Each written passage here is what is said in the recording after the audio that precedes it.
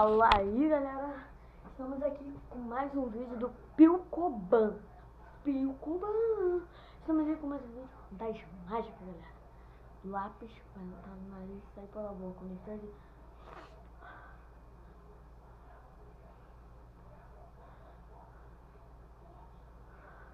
Saiu aí, galera. Depois eu revelo tudo pra vocês. Aqui é a do anel. Daniel, eu acho que vocês já sabem, né? Mas toma aí. Desse dedo vai passar pra esse.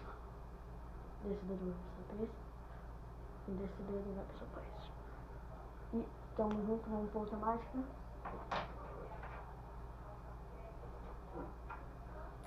Vamos lá, hein? Essa moeda vai entrar dentro desse copo aqui, ó.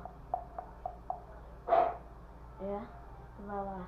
1, 2 e 3 e vai. Aí, galera, minha mão aqui vazia, ó. Moeda entrou. Entrou, galera. Então vamos lá, deixa eu pegar mais um material aqui. E vamos lá, galera. Pra vocês, agora que eu vou ensinar. Vou ensinar a do lápis. A do lápis é bem fácil. Você bota aqui assim do lado que não machuca e empurra a sua mão. É tipo aqui assim, vai estar aqui assim e teu nariz vai estar aqui e você vai lá e empurra a sua mão. Aí vai sumir e você pega aqui, ó. Aí agarra. Porra, o lápis caiu. Aí você vem, agarra com a boca. Aqui assim, ó. Pega. E puxa. Aí vai sair. Aí a do ouvido é a mesma coisa, né? Então vamos lá.